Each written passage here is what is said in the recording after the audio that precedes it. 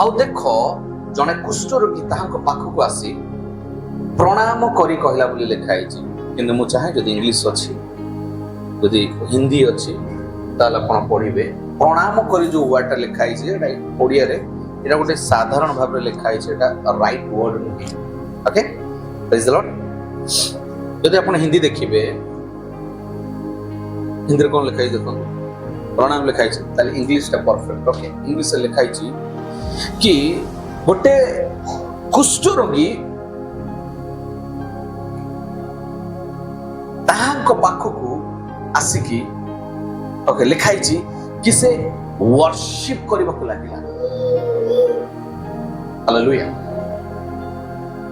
Worship वाला word use is English केदरा translator आपण माने पाइबे लिखाई छी कि से यीशु को पाखरे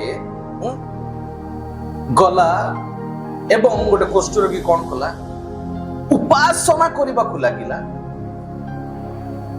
ओके हालेलुया उपासना करबा को लागिला आ कहिला हे प्रभु मन रखो फास्ट उपासना कला कोंतु प्रथमे उपासना कला एवं द्वितीय रे प्रभुंकर इच्छा को चाहिला कोंतु वाक्य लिखा गला प्रथमे उपासना कला तापर कहला हे प्रभु आपण जदि इच्छा करंती प्रेज द लॉर्ड हालेलुया प्रभु मु उपासना कर देली प्रभु मते चंगाई दियो प्रभु मु उपासना कर देली मोर पूर्ण कर प्रभु मु ए विषय कली प्रभु तुमे मते दियो बोली से कहले से कोन कले प्रभु मु उपासना कली एथि पाई नुई कि तुमे मते दियो बोली एथि पाई कि तुमे उपासना पाइबा योग्य परमेश्वर हालेलुया प्रेज द लॉर्ड एथि पाई मु उपासना करूनी कि प्रभु मु किछि पाई एथि पाई मु उपासना करूनी कि प्रभु तुमे मते किछि दबो एथि पाई मु उपासना करूनी कि प्रभु तुमको उपासना करिया तर मोर किछि गोटा हबो नो से एथि पाई उपासना कले कारण तुमे योग्य अट होल वर्ल्ड रो समस्त विषय ठारू एकमात्र नाम प्रभु यीशु जे कि उपासना करिवार योग्य अट हालेलुया प्रेज द लॉर्ड बुझि पाले आपण माने बुझि पाले आमेन हालेलुया मन रखनु कोन कहउतली आपण जो विषय को अधिका ध्यान देबे प्रायोरिटी देबे भाबिबे कथा हेबे मन रखंतु ताहाकू आपण उपासना करूछन बोली जानंतु आपण भाबंतु कि धन्यवाद के साथ स्तुति गाओ ए गीत मते गाउची प्रभु को महिमा करूछी ना एटा रॉन्ग आपण जतरा कहउनाथि कि जानिछु एंती हला जानिछु सेंती हला उपासना करछन सैतान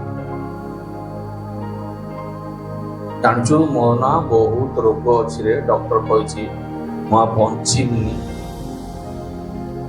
रोग रो उपासना ताको मैग्निफाई करछन ताको बढ़ौछन से रोग को बढ़ौछन हालेलुया कोन करछन रोग को आपण बढ़ौछन आधा उपासना रे परिणत होछि अजानत बारे डेंजर प्रेज लॉर्ड हालेलुया मन रखंतु आपण ए बाइबल अनुसार जदि आपण असुचि रहिबे जदि आपण पवित्र जीवन काटिबे नाही जदि आपण मानक मध्य रे अपवित्रता रहिबो ताहाले शारीरिक असुस्थ देखा जिवो ता सहित वेरी डेंजर आत्मिक असुस्थता मध्य देखा जिवो प्रेज द लॉर्ड मन रखंतु शरीर सुस्थता शरीर असुस्थता ता साधारण अटे किंतु मनर असुस्थता भारी डेंजर अटे प्रेज द लॉर्ड हालेलुया ए कुष्ठ रोगी जाय कि कहू प्रभु तुमे मते सुस्थ करबो मु जानि छी किंतु प्रथम तुमे मते सुचि करो हालेलुया मोर प्रिय माने আজি आम माने जानिबा निहाती आवश्यक ए दिन मानन करे आम माने जानिबा दरकार कि आम मानकर सिचुएशन कोठी ना कोठी हमर अपवित्रता ऊपर डिपेंड करूछ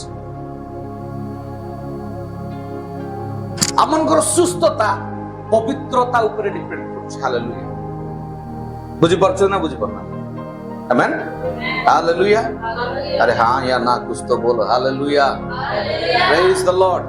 ओके, कौन लिखा गला आ देखो जने कुष्ठ रोगी ताहांको पाखकू आसी वर्शिप करी प्रणाम करी कहिला, हे प्रभु आपण जदि इच्छा करंती ताहा हेले मते सूची करी पारंती। Praise the lord, hallelujah. सेतिरे से हाथ बढ़ाई ताहांको छुईले आ कहिले, मु इच्छा करूअछि सूची हुओ। कौन कले? सूची हुओ। सेही क्षणी से आपना कुष्ठ रोगरु सूची हेले आ उद्धार पाइले। Praise the Lord. माजे आपण मन कहे पाइ छै, आपण मन को लाइफ हो, आपण को फैमिली रो किछि हो, आपण को रिलेशनशिप जते जण अछंती किछि भी हो, जदि से माने रोगर अछंती, प्रथमे ताको काउंसलिंग करंतु, तुमे पवित्रता जीवन कर, प्रथमे तुमे सूची हुओ, ऑटोमेटिक सुस्थता देखा जीव आपण को जीवन। Praise the lord, hallelujah. से आसिला एवं प्रभु थारे कोन कला, प्रणाम कला मोर प्रिय। यार अर्थ मन रखंतु, निज शरीर ठारू ध्यान को हटे। मु कुष्ठ रोगी देखि जंत कोन हुए तार शरीर बॉडी कोन हुए जानि छथि कि देखि छी कोन हुए जानि छथि। सो मांस थेला थेला हे कि सब माने पड़िबो छिंडीबो पूरा माने बहुत असिना देखा जाए। साधारण ठंडा ज्वर पर सेडा न बॉडी रो पूरा चर्म ना पूरा माने डेंजर देखा जीव अथा छड़ी की पड़े कुष्ठ रोगी। ओके, तो मन रखंतु, सी गला जाय कि उपासना कला, प्रभु को धन्यवाद देला। उपासना आउट वर्ड है थैंक्स गिविंग, धन्यवाद। ओके, आपण जते धन्यवाद तांको देबे, मन रखंतु सेटा आपण उपासना रे परिणत होय। Praise the Lord. आ जते धन्यवाद दो दो दो दो से कला, प्रभु जदि तुमरो इच्छा अछि तार तुमे मते सूची करो। Praise the lord, hallelujah. तापर कोन हला यार अर्थ मोर प्रिय मन आपण मन कहे पाई चाहे, निज शरीर रो समस्त विषय निज शरीर ऊपर दृष्टि न पके से प्रभु यीशु को ऊपर दृष्टि पके।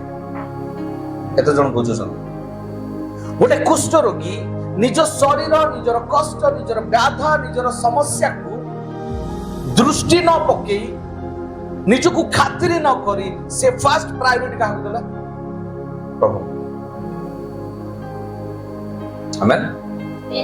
और प्रिय मन मजे आपण मन को पाइ छै, किछि भी सिचुएशन आपण लाइफ रे थाउ, नॉट ओनली रोग, किछि भी आपण लाइफ रे सिचुएशन थाउ, फर्स्ट प्रायोरिटी से सिचुएशन को हटे कि दूर रे पोपारंतु। प्रथम प्रायोरिटी प्रभु, आपण आखि डायरेक्ट प्रभु काडे। हालेलुया। रोग आडे नहीं मन रखछन्ती आपण दु वन्स रोग आडे माइंड रहि जीवो, रोग रोग रोग रोग रोग रोग रोग किसी रोगर आपण महिमा करूछन बाइबल। आपण जानते मैन मैग्निफाइड गोटे इंग्लिश वर्ड है मैग्निफाई, तार अर्थ कोन जानते? बढ़ेइबा, बढ़ोत्तरी करिबा, बड़ करिबा। हालेलुया। मैग्निफाइड तो कोआ जाय कोन करिबा? बड़ करिबा। गोटे विषय जहाँ भी थिबो आपण ता कोन करिवे? बड़ करिवे। केते बेले बड़ हुए? जेते बेले आपण से जिंस को आपण पाटरे बार बार जानचु मोर कैंसर अछि, जानचु मोर एटा अछि, जानचु मोर सेटा अछि, कोन करिबा कहलु एमती परिस्थिति, कोन करिबा कहलु एमती परिस्थिति, कोन करिबा एटा एक्स वाई जेड जेता कोन कंटिन्यू करिवे मन रखंतु से स्पिरिट ना आनंद पाइबो, खाद्य पाइबो, बड़ी बड़ी बड़ी बड़ी बड़ी बड़ी सी गोटा हट्टा कटा है अपन सामने ठिया हो। गोटे कैंसर रो स्पिरिट, गोटे डिजीज रो स्पिरिट, गोटे बीमार रो स्पिरिट, माइंड को नष्ट करूथिबार स्पिरिट, गिल्टी रो स्पिरिट, रोग रो स्पिरिट। बुझी परछन आपण जेते आपण बढ़ेइबे से जिंस को बार बार से जिंस को आपण माने डिक्लेयर करबे, प्रोक्लेम करबे, मन रखु ताहा कोन हबो? वृद्धि पाइबो। बुझी परछन्ती? Be careful. ए जिंस बहुत जत्न नियंतु, एटा मन रखंतु। ओके, ମୁଁ ସେଥିପାଇଁ କୁହେ ଶରୀରର ରୋଗ ହେବା ଗୋଟେ ଅନ୍ୟ ବିଷୟ, କିନ୍ତୁ ଆତ୍ମାରେ ବା ମନରେ ରୋଗ ହେବା ଭାରି ଡେଞ୍ଜର। ଶରୀରର ରୋଗ ବହୁତ ଜଲ୍ଦି ଭଲ ହେଇଯିବ, ଆୟୁର୍ବେଦିକ ହୋମିଓପାଥି କିଛି କିଛି ବି ଆପଣ ଦେଇଥିଲେ ସେଟା ଭଲ ହେଇଯିବ, କିନ୍ତୁ ମନର ରୋଗ କେବେ ଭଲ ହବ ଯେତେ ପର୍ଯ୍ୟନ୍ତ ତା ମେଡିସିନରେ ଆପଣ ପହଞ୍ଚି ନାହିଁ। ତା ମେଡିସିନ କଣ ଜାଣିଛନ୍ତି କିଏ କହିପାରିବେ? ମନର ରୋଗ ଭଲ ହେବା ପାଇଁ ମେଡିସିନ କଣ? ଇଏ ତ ଜଣେ କୁହନ୍ତୁ।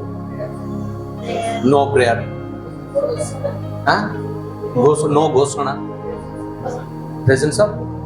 प्रेजेंस ऑफ गॉड ठीक अच्छे, किंतु सेटा particular word no no no holy भी नुहे, नो ईश्वर वाक्य वर्शिप। हालेलुया। मनर रोगरु मुक्त पाइबा पई आपण उपासना इम्पोर्टेंट। मनरे रोग अच्छे आप वाक्य पढ़े चांस अच्छे, वाक्य पढ़ले भी ना वाक्य लिखाई आंभे जो जीशु को तुम पाखक प्रेरणा कलु, तुम्हें से जीशु को न शुणी अन्य एक जीशु को शुणुअछ। कौन लिखा गला कि आंभे जो जीशु को तुम निकट को प्रेरणा कलु, तुम्हें से जीशु को न शुणी अन्य एक जीशु को शुणुअछ। तार अर्थात मन रखु, जदि आपन मन रे रोग अछि, स्पिरिट रे रोग अछि, आत्मा रे हिडन भाव रे आपन रोगीरा अछंती, मन रखु आपन राइट जीसु को सुनी पारिबे नै। अर्थात वाक्य पढिबे किंतु राइट अर्थ बुझी पारिबे नाही, तार अन्य अर्थ आपन माने बुझी। आ मन रखु आपन को मन को परिष्कार करिया पई गोटिए मात्र प्रथम वे सेटा ला वर्शिप। जब आप मन खराब थी मु जानी वर्शिप कर बिल्कुल भी इच्छा हो, किंतु आप बाध्य करंतु निज शरीर, हे अनिल चल शरीर को लेके भीतर बस रूम भीतर। हालेलुया। बुझे पड़ ए रोजी निज को, ए रोजी कौन कर उपासना तो कर, चल चल चल भीतर चल भीतर चल भीतर चल।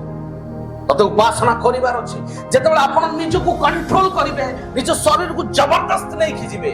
आपण जबरदस्त अल्प समय नहीं जानतु, बाकी टेक ओवर होली स्पिरिट जबरदस्त करिवे। हालेलुया। सेतेबेले आपण लाइफ चेंज को आपण माने देख। जो पर्यंत होली स्पिरिट आपण को सहित नाहंती, मन रखनु मु आपण को कहूछि जेमति कहउथिले पास्टर मैडम कोन आपण को ताना मारला पुरी लागिवो। आपण को पास्टर मते जानि सुनि कहउछन, कहला अरे जानि सुनि कहउछ सुधरी जानतु ना। तो बहुत इंपोर्टेंट मोर प्रिय माने आपण मान को कहया पई मन रखंतु, आपण सब बेले थैंक्स गिविंग देबा आरंभ करो। अनेक समय कौन हुए आम असुविधा समय आप जानते आ गए इंटरेस्टिंग जिन आपको केते जन रिसीव करे मु जाने। सोशल मीडिया गोटे स्पिरिट बोली केते जन जान, जदि जानि ना जानो। सोशल मीडिया जगत रे लोक मान को फसेबा पाई नष्ट करे पाई गोटे स्पिरिट अटे। शैतान कौन सी जगह रे ए पृथ्वी रो राजा हला शैतान, आ पृथ्वी रे जहां भी किछि होउछि ताहा अंडर रे होउछि। सेति में आपन टी शर्ट पिंदिबा, शर्ट पिंदिबा, जूता पिंदिबा, ए समस्त भीतर ना जहां भी लेखा जाउछ थर पढन। हालेलुया। पढंतु, कारण सेही भीतर रे आपन फसी जिवे। रॉन्ग डिक्लेरेशन लिखा हितु आपन पिंदि माने आपन लाइफ सेमति सेति में आपन सतर्क रे पिंदिबा, खाइबा पीबा। गोटे स्पिरिट जन कर लागिथिला, ताको पचरा गला कि कोठु आसिलु ना समुद्र। यार तो समुद्र केन जाई ना, से जो समुद्र से खेलिया को जाइथिला, गोटे से माटी जो गोटे एंती जो संखा टाइप रो कोन गोटे उठेला, सामुका उठेला, ताको भलो लागिला, से घर को नै गेले, ता भीतर पस के आछि। आ मु ता से करछ। बुझि परछन? It's not easy. शैतान हेबी चला कमिंग ता से, किंतु एटा भी गोटे गुड न्यूज़ कोन हम गोड़ तळे अछि से। से केते बड़ कनिंग एमति होउथिबो, याडा याडा याडा तोड़कुआ तो मुंड देखा। आमेन। हालेलुया। एहा अथॉरिटी हम पत्र अछि। Praise the Lord. बुझु छथि आपण माने, सेति पई हम सबवेले कोइ किछि भी आपण माने करू, किछि भी प्रथम प्रभु धन्यवाद अछि। आउचंदी पिउचंदी रास्ता रे धन्यवाद देबो, किणुचंदी पिंदिया पूर्व तैयार कर। बहुत सारा टेस्टिमोनी अछि। ଯଦି ମୁଁ ଆପଣଙ୍କୁ ଆଶ୍ଚର୍ଯ୍ୟ ହେବେ, ଆଶ୍ଚର୍ଯ୍ୟ। ଚିଙ୍ଗୁଡ଼ି ଭିତରେ ସେ ଚିଙ୍ଗୁଡ଼ି ନେଇକି ହେଲେ ଘରେ ରୋଷେଇ କଲା, ଚିଙ୍ଗୁଡ଼ି ଭିତରେ ଦୁଷ୍ଟାତ୍ମା ଆସିଲା, ତା ଦେହରେ ପଶିଲା, ଚିଙ୍ଗୁଡ଼ି ଖାଇବାରୁ ସେ ତା ଭିତରକୁ ଗଲା।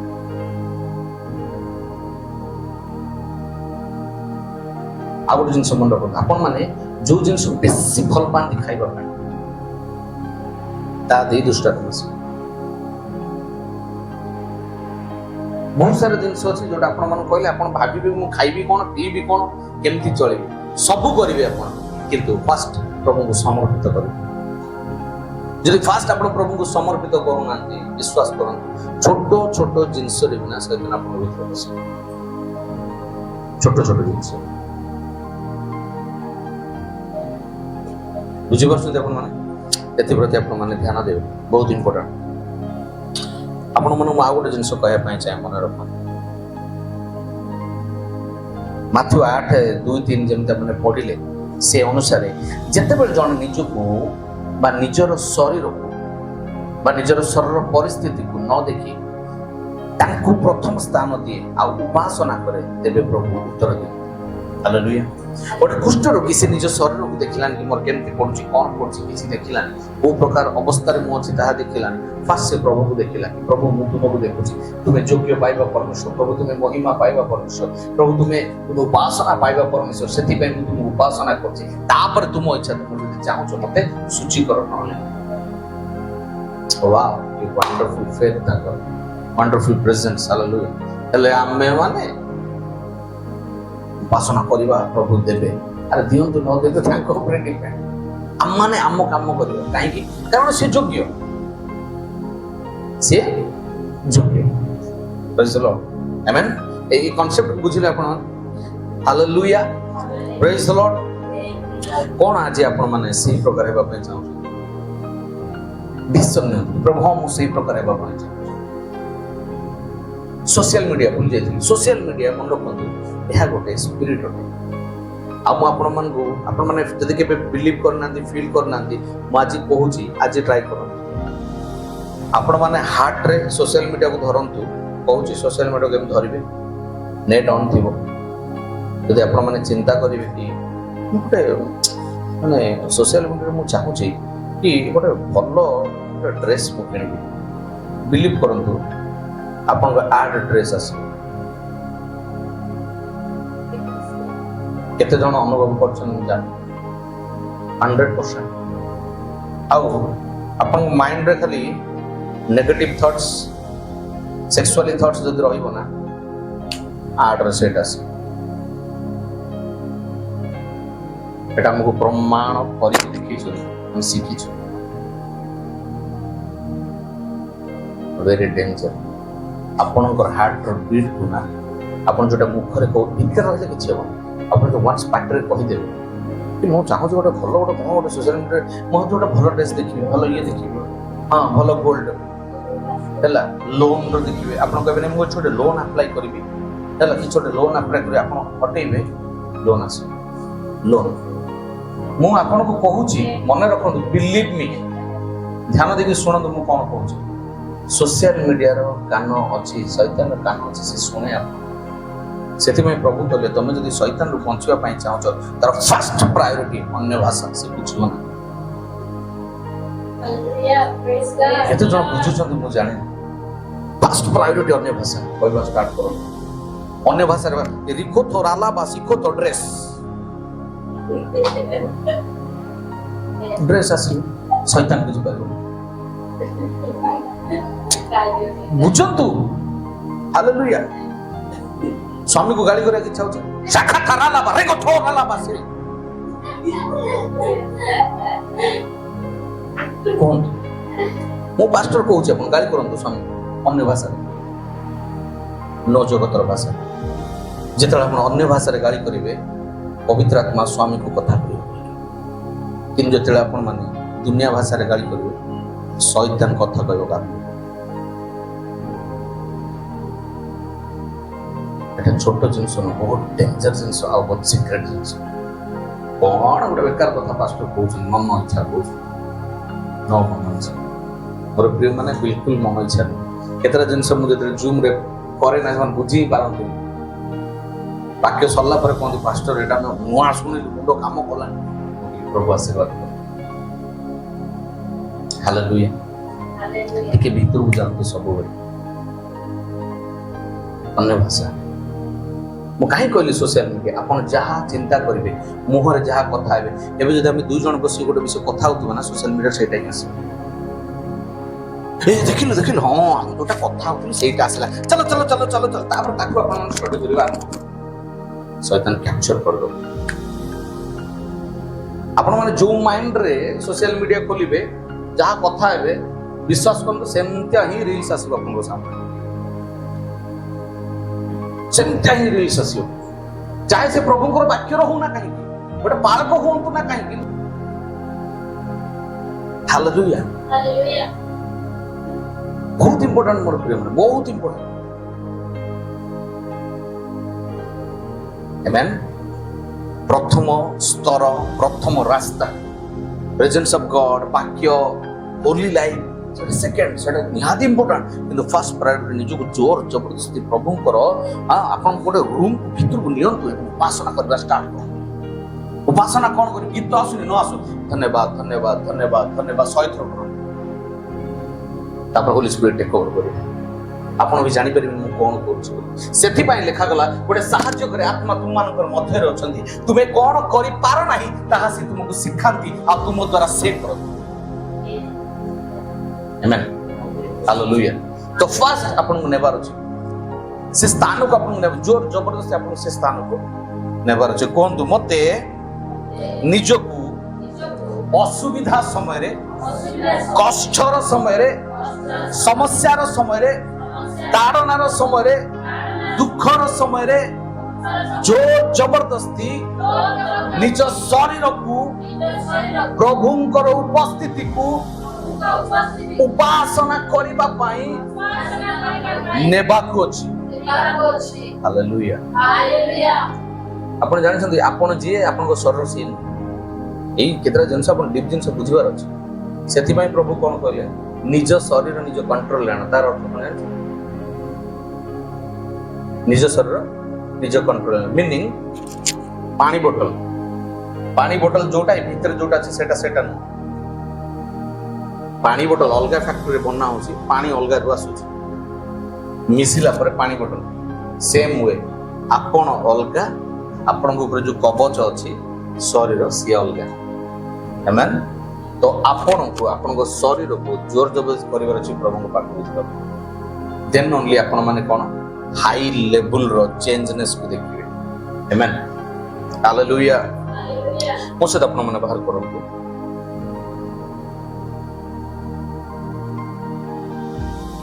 ଆଉ ଗୋଟେ ବିଷୟ ମୋ ସହିତ ସମସ୍ତେ ଡିକ୍ଲେୟାର କରନ୍ତୁ, ତାପରେ ବାହାର କରିବେ। କୁହନ୍ତୁ ମୋ ସହିତ, ଆମେ ନିଜ ଶରୀରରୁ ନଜର ବାହାର କରି ଯୀଶୁଙ୍କ ଶରୀରକୁ ଫୋକସ କରିବା ଦରକାର। ଅର୍ଥାତ୍ ବୁଝିପାରୁଛନ୍ତି, ଆପଣ ଯେତେବେଳେ ନିଜ ଶରୀରକୁ ଆପଣ ମାନେ ହଟେଇ ଦେବେ ନିଜ ମାଇଣ୍ଡରୁ, ଆପଣ ଯେତେବେଳେ ଯୀଶୁଙ୍କ ଶରୀରକୁ ଦେଖିବେ, ଆପଣଙ୍କୁ ମନେ ପଡିବ କି ତାଙ୍କ ଶରୀର କୋଉ ପ୍ରକାର ମାଡ଼ ଖାଇଥିଲା, ତାଙ୍କ ଶରୀରରୁ କେମିତି ରକ୍ତ ବହୁଥିଲା, ତାଙ୍କ ଶରୀର କୋଉ ପ୍ରକାର କଷ୍ଟରେ ଥିଲା, ତାଙ୍କ ଶରୀର ଉପରେ କେତେ ଜଣ ଛେପ ପକେଇଥିଲେ। ହାଲେଲୁୟା। ତାପରେ ମନେ ପଡିବ ଯିଶାୟା 53:5 କଣ ଲେଖା, ପଢନ୍ତୁ ଯିଶାୟା 53:5। Thank you Holy Spirit.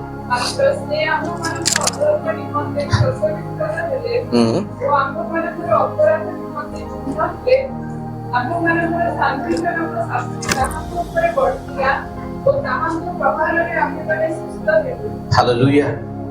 ଆପଣଙ୍କୁ ଏଇ ଜିନିଷ ଦେଖାଯିବ ଯେତେବେଳେ ପ୍ରଭୁ ଯୀଶୁଙ୍କ ଶରୀରକୁ ଆପଣଙ୍କୁ କଣ ଦେଖାଯିବ କି ବାକ୍ୟ ଅନୁସାରେ ଆମର ଅପରାଧ ନିମନ୍ତେ ସିଏ କଣ ହେଲେ, ଆମମାନଙ୍କ ଅଧର୍ମ ନିମନ୍ତେ ସିଏ କଣ ହେଲେ, ଚୂର୍ଣ୍ଣ ହେଲେ, ଆମମାନଙ୍କର ଶାନ୍ତିରେ ରହିବା ନିମନ୍ତେ, ପ୍ରେମରେ ରହିବା ନିମନ୍ତେ ଆମ ଉପରେ ଥିବା ଦଣ୍ଡକୁ ସିଏ ନେଇଗଲେ।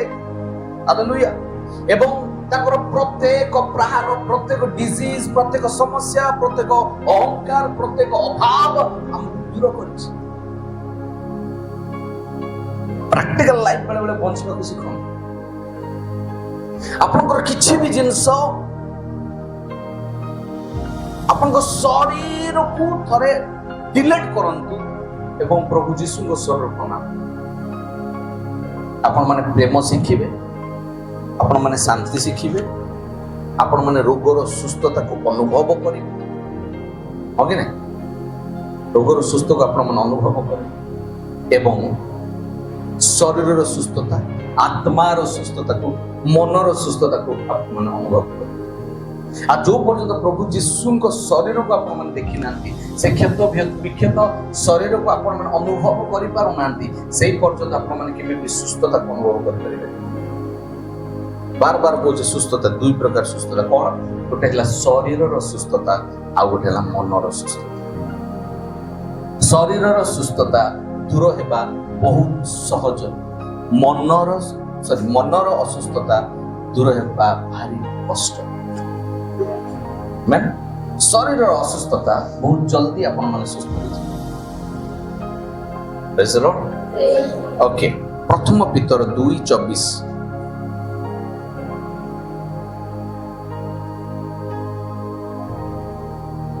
ପ୍ରଥମ ପିତର 2:24 ଜଲ୍ଦି ପଢି ଦଉଛି।